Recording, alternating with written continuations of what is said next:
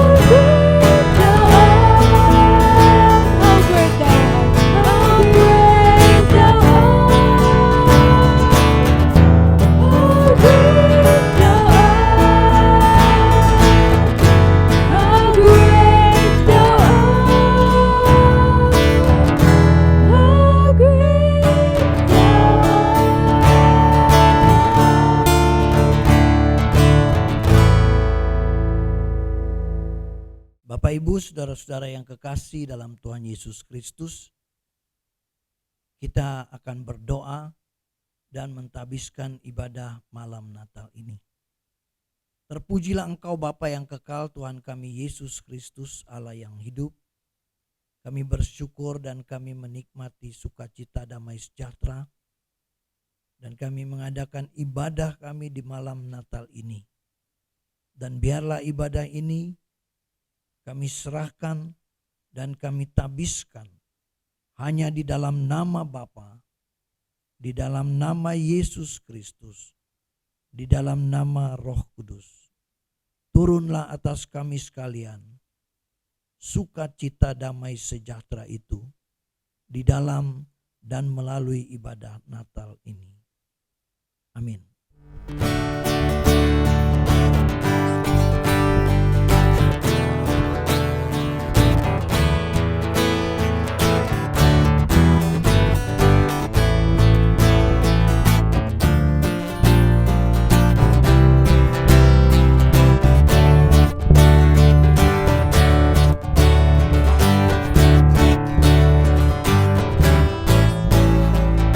Dari pulau dan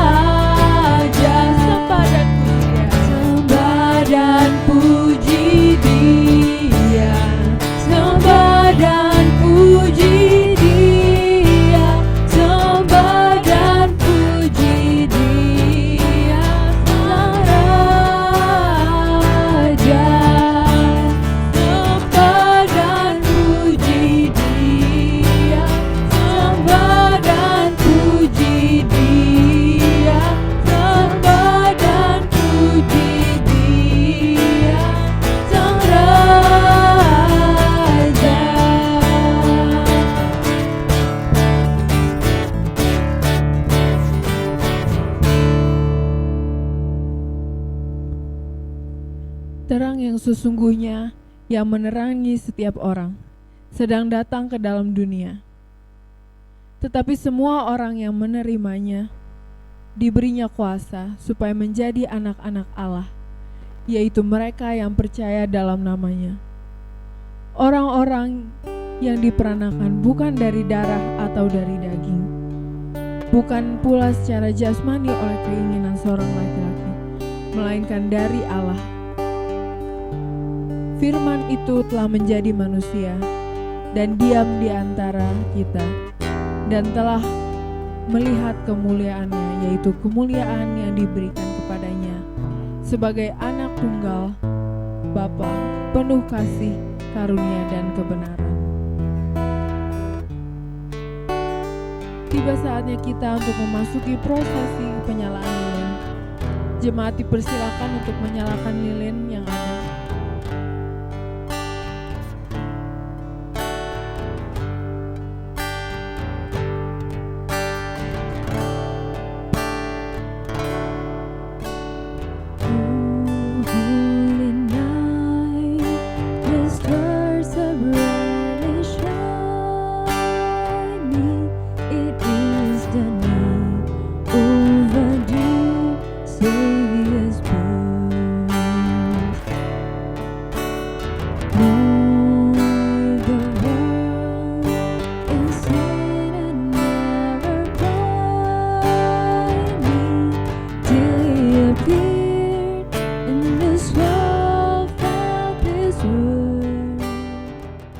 Lukas 1 ayat 31. Sesungguhnya engkau akan mengandung dan akan melahirkan seorang anak laki-laki, dan hendaklah engkau menamai dia Yesus. Lukas 2 ayat 10-11. Lalu kata malaikat itu kepada mereka, "Jangan takut, sebab sungguhnya aku memberitakan kepadamu kesukaan besar untuk seluruh bangsa. Hari ini telah lahir bagimu juru selamat, yaitu Kristus Tuhan di kota Daud." Luke chapter 2 verse 14. Glory to God in the highest, and on earth peace to men on whom his favor rests. Ayat 9 ayat 6. Sebab seorang anak telah lahir untuk kita, seorang putera telah diberikan untuk kita. Lambang pemerintahan ada di atas bahunya, dan namanya disebutkan orang penasihat ajaib, Allah yang perkasa, Bapa yang kekal, Raja damai.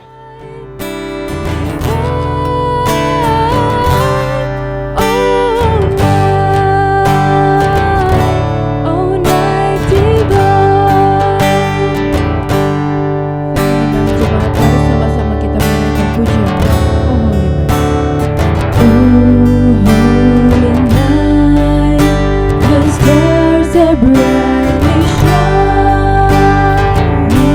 it is the night.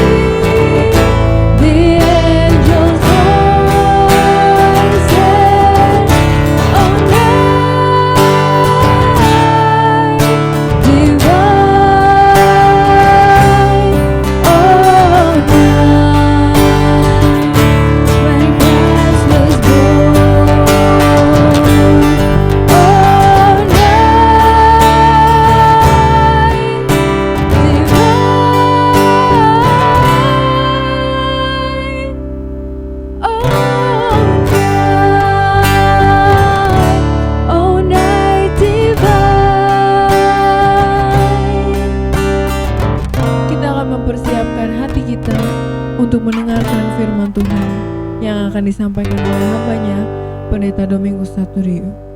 Shalom jemaat yang kekasih dalam Tuhan Yesus Kristus. Tanpa terasa kita memasuki hari khusus ya. Malam Natal 24 Desember. Seperti biasa kita mau memuji Tuhan, mau bersekutu dan beribadah bersama-sama di malam Natal ini. Kesempatan ini saya ingin supaya kita membaca kebenaran firman Tuhan dari Lukas pasal yang kedua. Saya akan merenungkan, membahas ayat yang ke-14. Tetapi ada baiknya kita baca saja ayat 8 sampai 20. Ya. Supaya alurnya bisa kita dapat lebih memahaminya. Lukas 2 ayat 8 sampai 20. Kita akan baca bersama. 1, 2, ya. Di daerah itu ada gembala-gembala yang tinggal di padang menjaga kawanan ternak mereka pada waktu malam. Tiba-tiba berdirilah seorang malaikat Tuhan di dekat mereka dan kemuliaan Tuhan bersinar meliputi mereka dan mereka sangat ketakutan. Lalu kata malaikat itu kepada mereka, "Jangan takut. Sebab sesungguhnya aku memberitakan kepadamu kesukaan besar untuk seluruh bangsa. Hari ini telah lahir bagimu juru selamat, yaitu Kristus Tuhan di kota Daud. Dan inilah tandanya bagimu. Kamu akan menjumpai seorang bayi dibungkus dengan lampin dan terbaring di dalam palungan. Dan tiba-tiba tampaklah bersama-sama dengan malaikat itu sejumlah besar bala tentara sorga yang memuji Allah, katanya, kemuliaan bagi Allah di tempat yang maha tinggi dan damai sejahtera di bumi di antara manusia yang berkenan kepadanya." Setelah malaikat-malaikat itu meninggalkan mereka dan kembali ke sorga, gembala-gembala itu berkata seorang kepada yang lain, "Marilah kita pergi ke Betlehem untuk melihat apa yang terjadi di sana, seperti yang diberitahukan Tuhan kepada kita." Lalu mereka cepat-cepat berangkat dan menjumpai Maria dan Yusuf dan bayi itu yang sedang berbaring di dalam palungan. Dan ketika mereka melihatnya, mereka memberitahukan apa yang telah dikatakan kepada mereka tentang anak itu. Dan semua orang yang mendengarnya heran tentang apa yang dikatakan gembala-gembala itu kepada mereka. Tetapi Maria menyimpan segala perkara itu di dalam hatinya dan merenungkannya. Maka kembalilah gembala-gembala itu sambil memuji dan memuliakan Allah karena segala sesuatu yang mereka dengar dan mereka lihat, semuanya sesuai dengan apa yang telah dikatakan kepada mereka. Sampai sedemikian jauh pembacaan firman Tuhan pada kesempatan ini. Bapak, Ibu, saudara-saudara yang kekasih, kita semua sudah mengetahui kisah ini. Setiap tahun pasti dikenang, direnungkan, dan juga mungkin dibuat drama untuk mengingat, untuk mengenang bagaimana Yesus Kristus hadir, lahir di dunia ini. Dia lahir dari seorang wanita tanpa sentuhan seorang pria. Nah, ini kekuatan kuasa Allah yang supranatural yang Allah tunjukkan. Dia mampu melakukan apa saja. Kalau kita lihat dalam sejarah penciptaan, Allah menciptakan manusia Adam, dia memakai debu, diciptakannya manusia. Waktu dia ciptakan Hawa, Dia mengambil tulang rusuk Adam, diciptakanlah Hawa. Nah, jadi manusia pertama di dalam dunia ini diciptakan oleh Allah ialah Adam. Tanpa ibu, tanpa bapak, Adam lahir. Hawa, Tuhan pakai tulang rusuk. Lahirlah Hawa.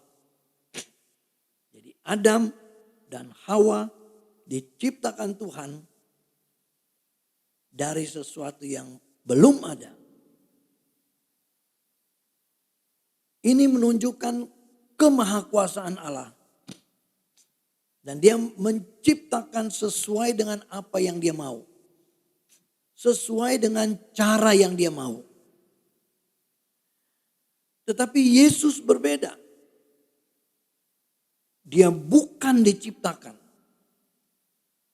Kitab suci menyatakan dia lahir. Allah memakai manusia. Yaitu Maria. Untuk melahirkan Yesus anaknya. Dan tanda-tanda itu sudah dinyatakan. Ribuan tahun sudah dinubuatkan. Yesus akan hadir ke dalam dunia. Dalam wujud manusia. Dia berinkarnasi. Menjadi manusia. Itulah Yesus. Dan dia lahir dengan kekuatan kuasa Allah. Dan kuasa Allah menyertai dia. Bapak, Ibu, saudara-saudara yang kekasih. Allah melakukan apa saja, dia punya hak. Kita manusia sebagai ciptaannya tidak bisa memprotes Allah. Kalau dia mau menyatakan diri sebagai apapun, kita tidak punya hak memprotes dia. Karena dia maha kuasa. Nah, sekarang kita melihat dalam teks ini. Di mana Allah datang ke dalam dunia. Menjadi manusia. Di dalam Yesus. Kelahiran Yesus merupakan sesuatu yang sangat khusus, spektakuler. Dan prosesnya kelihatan di situ. Di mana Allah melalui malaikatnya berbicara kepada Maria. Ada dialog antara Maria dengan malaikat itu. Bagaimana mungkin aku bisa mengandung karena aku belum bersuami. Tapi malaikat itu katakan bagi manusia mustahil. Tapi bagi Allah tidak ada yang mustahil. Dan ini betul-betul dinyatakan. Yesus lahir. Tidak usah diragukan lagi. Karena banyak fakta yang menunjukkan Yesus lahir. Yesus hidup. 2000 tahun yang lalu, dalam teks ini kita baca, Yesus sebagai bayi. Tapi itu 2000 tahun lalu. Dia datang pertama sebagai bayi. Dia mengasihi manusia. Dia datang untuk menebus manusia. Kemudian dia hidup. Dia melakukan tugas yang dipercayakan Bapaknya. Untuk menebus manusia. Melalui pengorbanan. Di atas kayu salib. Lalu dia mati. Tapi dia bangkit. Kemudian dia hidup. Lalu dia naik ke surga. Dan kita sedang menantikan kedatangannya yang kedua kali. Jadi nanti Yesus datang bukan sebagai bayi, melainkan sebagai hakim. Dia akan menghakimi manusia, mengadili manusia seadil-adilnya. Dan keadilan Allah itu tidak sama dengan keadilan manusia. Keadilan Allah betul-betul sempurna adil. Tanpa intervensi manusia. Dan kita sedang menantikan kedatangan Yesus yang kedua kali. Untuk menghakimi dunia ini. Nah, kita melihat peristiwa yang terjadi. Ketika dia lahir, malaikat bicara kepada para gembala yang ada di padang belantara. Lalu kemudian kita melihat ayat yang ke-14. Sekawanan bala tentara surga memuji Allah, katanya. Kemuliaan bagi Allah di tempat yang maha tinggi. Dan damai sejahtera di bumi di antara manusia yang berkenan kepadanya. Kelahiran Yesus Kristus itu menunjukkan bahwa kemuliaan Allah dinyatakan melaluinya. Melalui karya Yesus. Melalui peristiwa-peristiwa yang terjadi di dalam dan melalui Yesus. Dan semuanya, kalau kita perhatikan, Yesus ketika dia lahir, ada 3 orang Majus datang memuji, menyembah dia. Memuliakan. Dan ini sangat berbeda. Dalam proses kelahiran, pada waktu dia lahir, pada waktu dia hidup, bertumbuh dewasa, menunjukkan dia sangat berbeda dengan yang lain. Roh Allah yang kudus ada di dalam dirinya. Kuasa Allah yang maha tinggi menyertainya. Dan dia bertumbuh, disenangi. Kalau kita lihat Lukas pasal 2 ayat 52.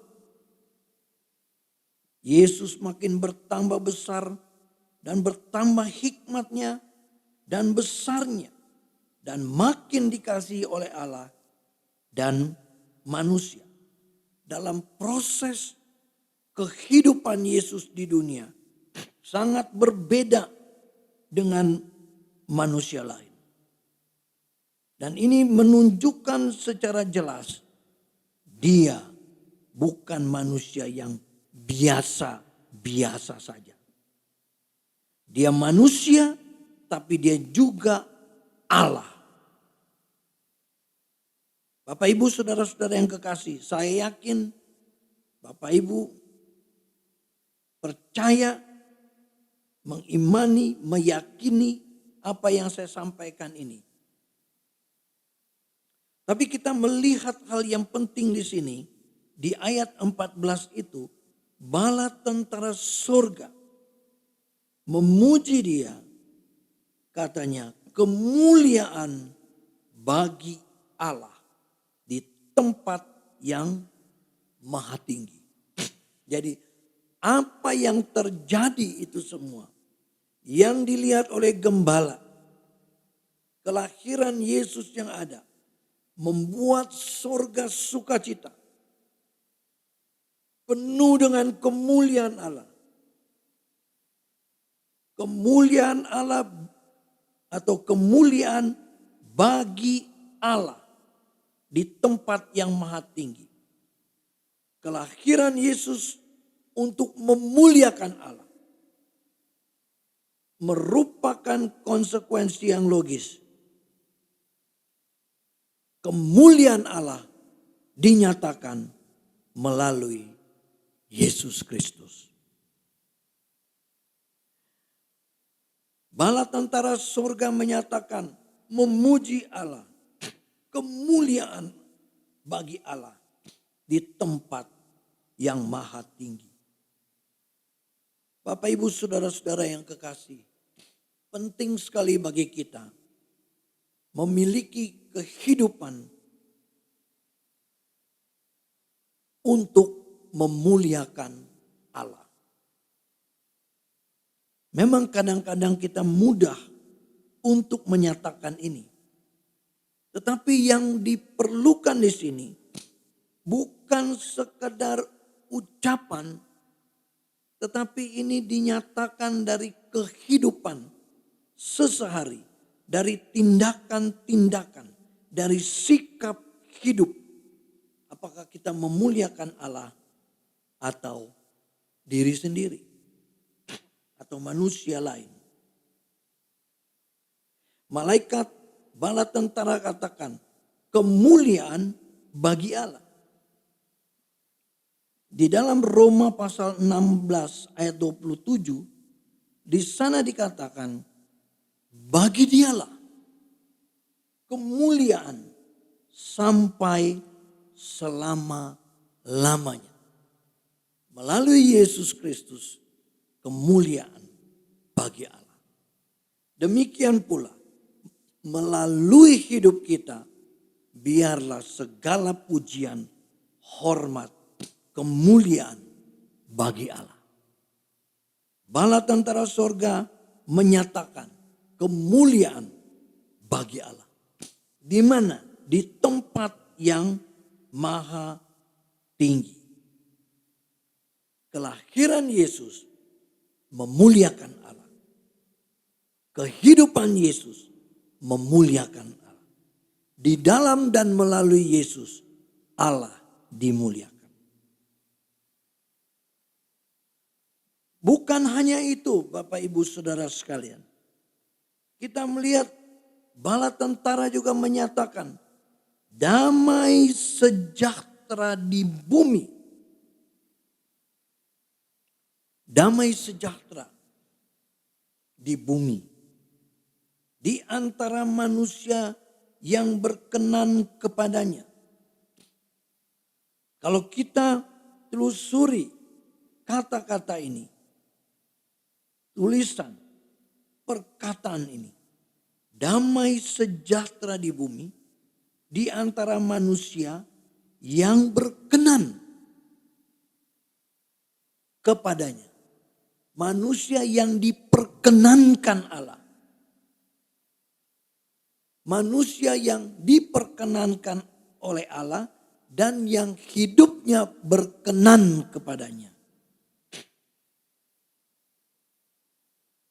Oleh sebab itu, prinsip untuk mendapatkan damai sejahtera hanya ada di dalam Yesus Kristus.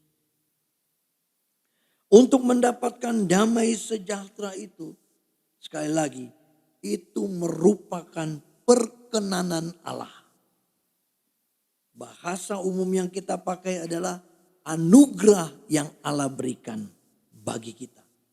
Untuk mendapatkan damai sejahtera. Damai sejahtera ini tidak dimiliki oleh semua orang. Tidak. Walaupun semua orang memerlukan damai sejahtera. Damai sejahtera hanya untuk orang yang diperkenan oleh Allah. Dan damai sejahtera itu hanya untuk orang yang melakukan kehendak Allah. Kita mendapatkan kedamaian, kesejahteraan jika kita hidup berkenan dengan Allah. Kita dapat damai dan sejahtera kalau kita taat kepada Dia. Hanya itu yang Allah inginkan. Pertama, kemuliaan bagi Dia. Segala kemuliaan hanya bagi Dia. Dari kekal sampai kekal. Kalau kita menyelidiki, kitab suci menyatakan. Dalam kitab Nehemia dikatakan di sana, bala tentara menyembah Allah. Memuliakan Allah. Dan penyembahan itu terjadi dari kekal sampai kekal. Kemuliaan hanya bagi Allah di tempat yang maha tinggi. Dan Allah tidak pernah memberikan kemuliaannya bagi manusia. Oleh sebab itu, celakalah manusia yang mencuri kemuliaan Allah. Karena Allah tidak pernah memberikan kemuliaannya bagi manusia. Segala pujian, hormat, kemuliaan hanya bagi Allah. Bagi manusia ada damai sejahtera. Damai sejahtera itu pun dimiliki oleh orang-orang yang diperkenan oleh Allah. Jadi kalau orang yang tidak diperkenan oleh Allah, dia tidak akan mungkin mendapatkan damai sejahtera itu. Tidak mungkin. Kalaupun ada itu semu. Sifatnya sementara. Ada banyak orang berpikir dia mendapatkan ketenangan. Mendapatkan kesejahteraan. Melalui harta benda yang dia miliki. Melalui karir yang dia bisa capai. Melalui kekuasaan yang dia miliki. Dan sebagainya. Dia mendapatkan itu. Tapi itu sifatnya sementara. Damai sejahtera yang sesungguhnya yang dari Allah. Dia berikan kepada siapa yang dia mau berikan. Dan inilah inti Natal yang ada. Damai sejahtera itu tidak mungkin kita dapatkan di luar Yesus Kristus. Tidak mungkin manusia dapatkan damai sejahtera jika ia tidak diperkenankan oleh Allah. Tidak mungkin dia mendapatkan damai sejahtera kalau dia tidak hidup berkenan di hadapan Allah. Itu semua bisa didapat kalau dia diperkenankan Allah dan dia berkenan di hadapan Allah melalui sikap hidupnya sehari. Bapak, Ibu, saudara-saudara yang kekasih dalam Tuhan Yesus. Hal yang sangat penting kita perhatikan. Kemuliaan bagi Allah dan damai sejahtera bagi manusia di bumi. Dan itu pun yang diperkenankan oleh Allah. Dan yang hidupnya berkenan di hadapan Allah. Dunia tidak bisa memberikan damai sejahtera bagi kita manusia. Tidak bisa. Apapun tidak bisa. Harta benda tidak bisa memberikan kedamaian. Jabatan tidak bisa memberikan kedamaian, kesejahteraan, kepuasan. Apapun yang ada di dalam dunia ini tidak mungkin bisa memberikan kedamaian dan kesejahteraan. Tidak mungkin. Oleh sebab itu kita memerlukan Dia Raja Damai. Kita memerlukan Dia pencinta damai. Kita memerlukan Dia sumber damai sejahtera itu. Dan saya mau katakan sumber damai sejahtera hanya Yesus satu-satunya. Kita bisa memuliakan Allah dengan sungguh-sungguh kalau kita sudah memiliki Yesus dalam hidup. Kita bisa mendapatkan damai sejahtera itu kalau kita sudah memiliki sumber damai sejahtera. Kita bersyukur kepada Tuhan. Kita membaca kebenaran firman Tuhan. Di mana Allah menyatakan dirinya. Dia lahir, dia hadir ke dalam dunia ini. Untuk memberikan damai sejahtera bagi kita. Biarlah Natal ini kita renungkan. Kita rasakan. Dan disinilah puncak penyataan Allah. Di mana Allah mendamaikan manusia melalui Yesus Kristus. Di dalam Yesus, dia menghancurkan tembok-tembok pemisah antara Allah dan manusia. Dia membuat jembatan agar manusia diperkenankan oleh Allah. Penting bagi kita merenungkan Natal. Bagaimana Yesus datang. Bagaimana dia merendahkan diri. Bagaimana dia berkorban. Dia meninggalkan surga mulia. Dia hidup di dalam dunia yang penuh dengan kenajisan. Dia datang mencari manusia. Biarlah kita merenungkan ini. Biarlah kita berdoa sungguh-sungguh supaya Tuhan Yesus Kristus dimuliakan dalam hidup kita. Biarlah Yesus Kristus memberikan anugerah khusus kepada orang-orang yang kita kasih, yang dekat dengan kita.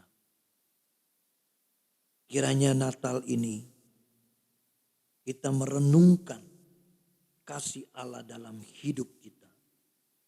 Kita membuat satu perenungan di malam Natal ini.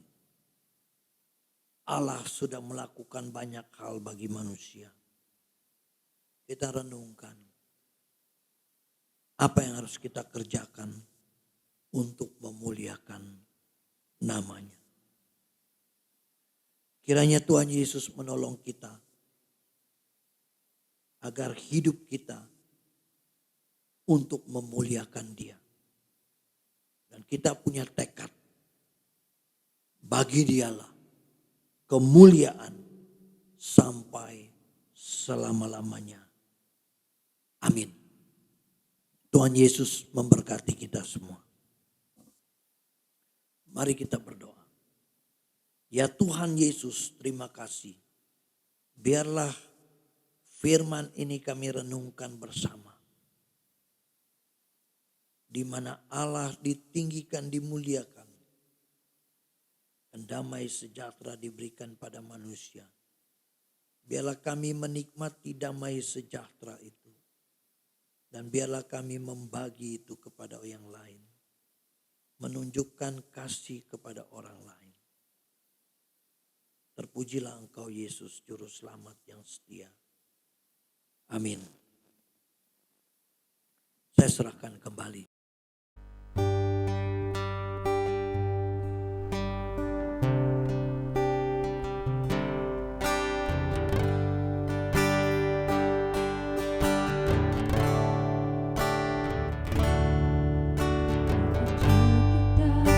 Merindukan Natal, hadiah yang indah dan menawar.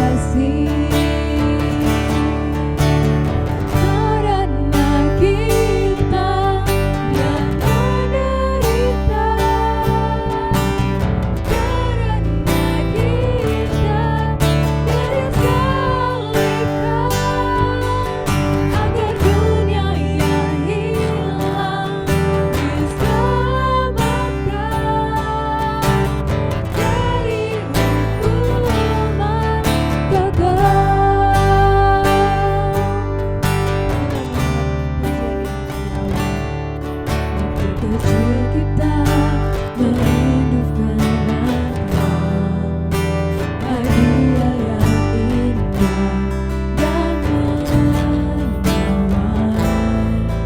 Namun tak menyadari seorang bayi tak lagi bawa keselamatan untuk manusia. Waktu pun berlalu dan kita pun tahu anugerah yang besar dari Bapa, merelakan anaknya disiksa dan disalibkan di bukit Kalvari karena kasih. Karena kita yang menderita, karena kita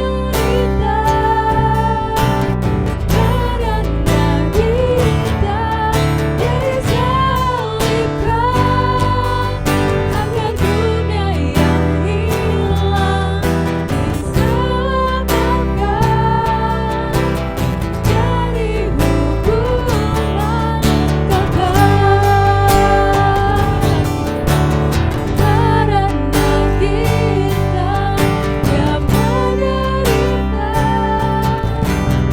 Karena kita yang menderita, karena kita disalibkan, agar dunia yang hilang diselamatkan dari hukuman kekal.